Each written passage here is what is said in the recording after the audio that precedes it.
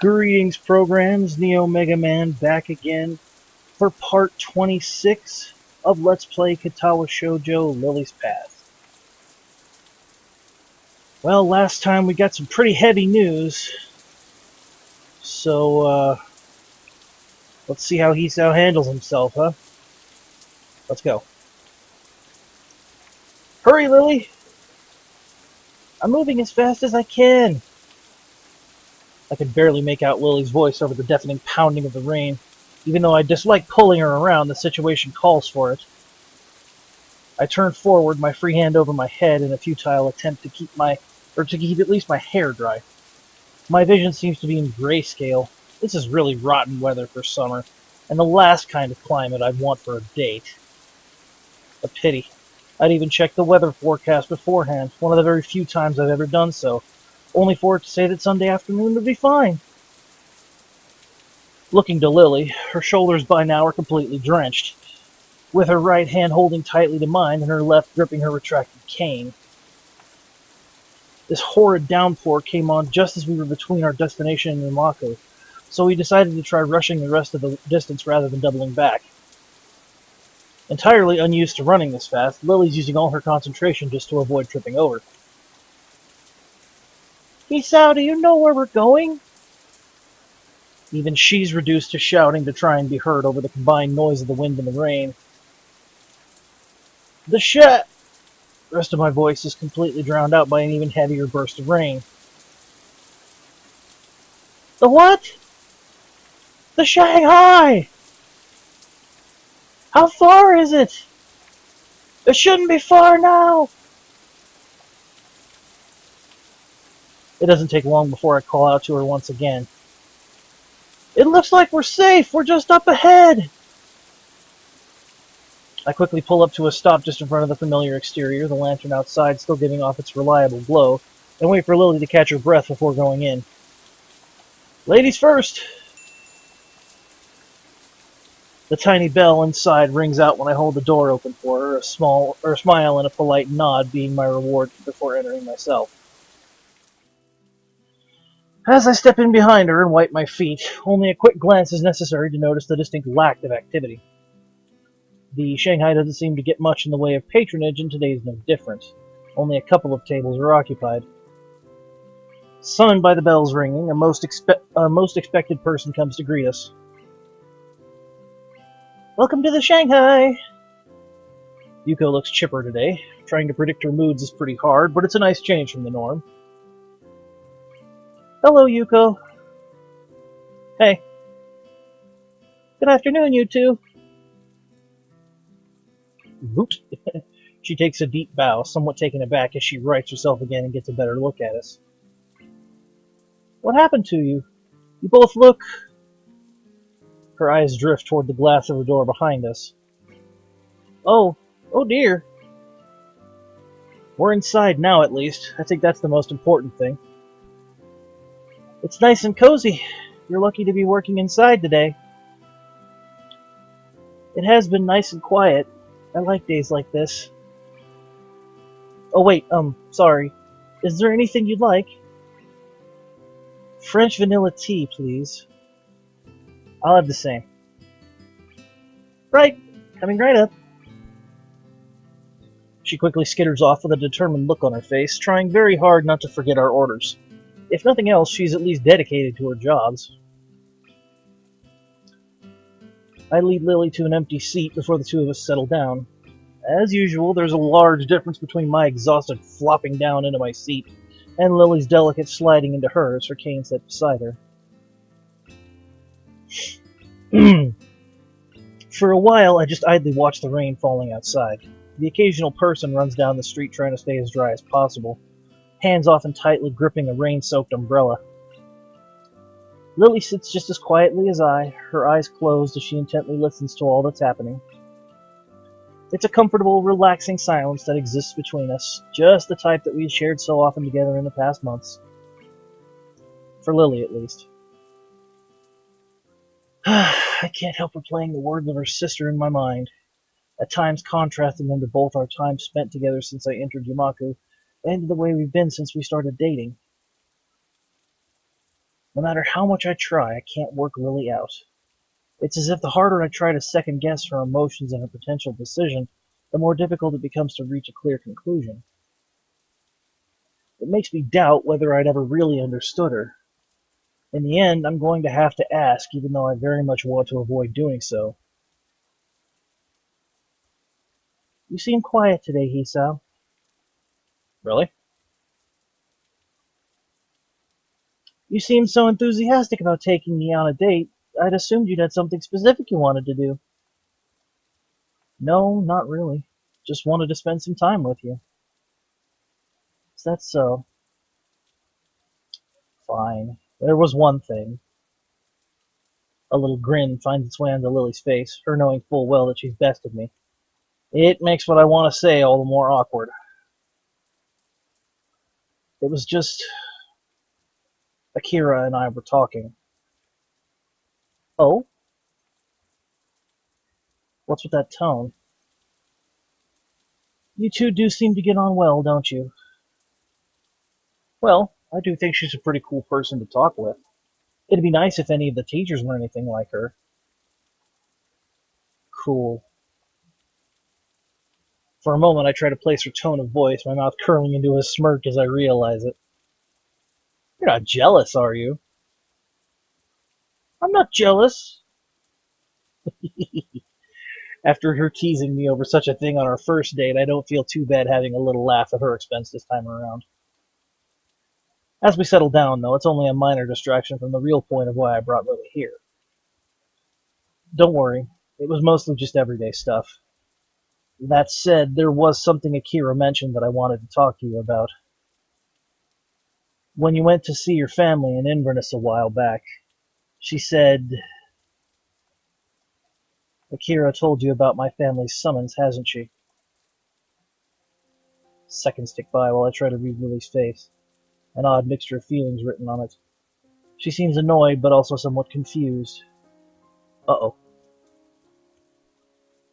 Current track, moment of decision.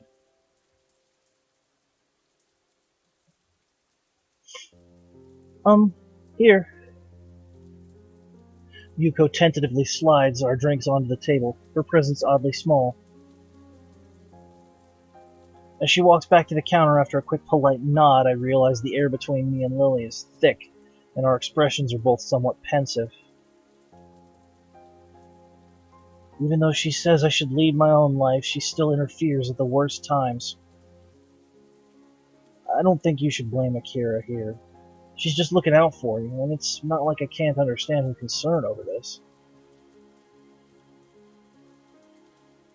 Lily's irritation gives way to an awkward and largely unsuccessful attempt to mask her feelings. She really doesn't deal well with being cornered on personal topics. I know, but I just wanted some more time. I knew you'd have figured it out eventually, but you were intentionally hiding this from me? For how long were you planning to do so? As I said, I simply wanted more time to think it through.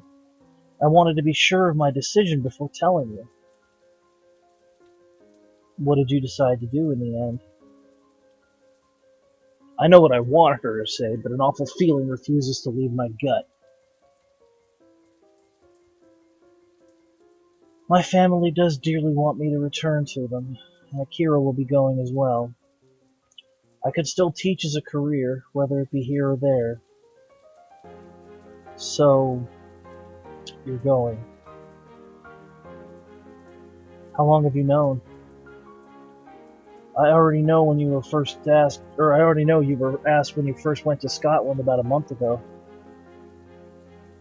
Some time. My frustration very nearly boils over. The fact that she's done this affects me more than it should. For her to not only be leaving, but to have been actively hiding her own plans from me, and after seeming for so long to be the one solid pillar of support and reliability I could depend on. It feels as if the foundation underneath me is suddenly shifting drastically, much faster than I can adapt to. Perhaps this isn't so much frustration as sheer unease. Lily, I'm sorry, I wanted to think this through completely. I wasn't trying to take advantage of you. Please, I know, Lily, I know. This is just really sudden. I guess this means that once you go, we'll be breaking up. For one of the few times I've seen since I met her, she's genuinely lost for words. She doesn't look surprised, no doubt because the fact had dawned on her once she became sure of her decision, but rather she appears genuinely unsure of how to deal with the situation now that it's in front of her. We could try pursuing a long-distance relationship. They're getting more and more common these days, after all. Even as she says it, the tone of her voice gives away that she doesn't truly believe what she's saying. Lily is far too old-fashioned to be able to cope with a relationship without any kind of physical presence, and even I am, to an extent. All we would ever be to each other would be a voice from the other side of the world. In the end, trying to rationalize everything is futile. Any attempts to try and connect with what's happening or connect what's happening in the future, or with the future or the past, just seem to get more difficult the more I concentrate. I'm having trouble concentrating. This part just hurts. Those quiet moments when we just walked side by side, the precious time we spent with Hanako and Akira, the casual chatter we had during lunchtimes, the times we made love, the confessions of our feelings to each other. All pointless.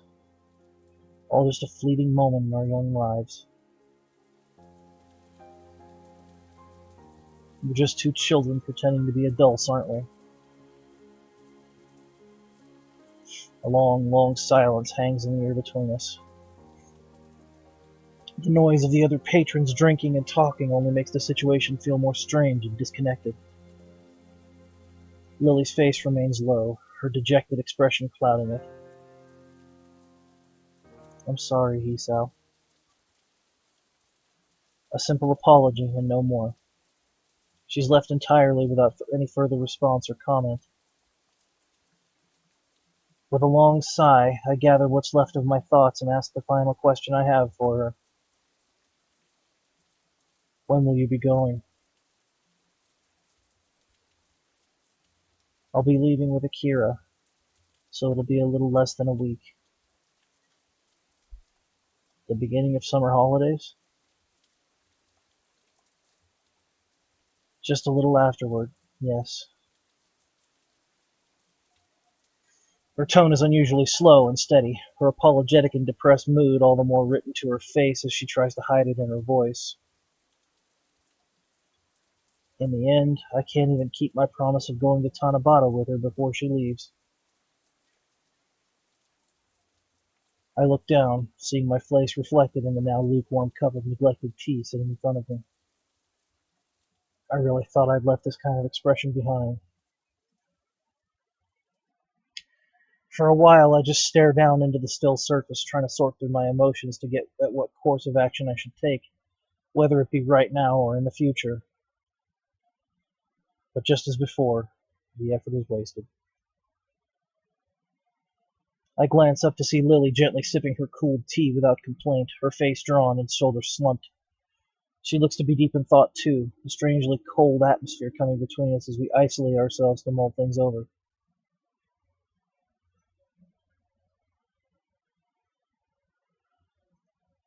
Even as Lily's cup slowly empties, mine remains untouched. It's a long time before I notice the rain dying down outside and the few other patrons of the Shanghai having left. The chill of the rapidly darkening evening permeates the dormitory hallways. While trudging down the corridor to my room, I see an unwelcome movement from up ahead. Sure enough, the opening of the door opposite mine heralds the arrival of a bespectacled Kenji. Hey man, what's... Whoa, dude, you look awful, I think. Are you okay? He really has a knack for making any situation better. I don't really want to get into it. It's late. Okay, that's cool. If you ever want to talk about it, I'm, here. I look at him for a moment before surrendering my stern front, awkwardly scratching the back of my neck, embarrassed by my standoffish response to him. Thanks, Kenji. Hey, it's cool. That's what friends are for, right? Yeah, you're right. See ya. I open the door to my own dorm room and close it behind me as he quickly waves me off. The solid thud the door makes against the doorframe sounds out a final call for the life I've led since coming to Yamaku. I just stand in my darkened room, fruitlessly attempting to work out what I should do from this point onwards. Just what should I do?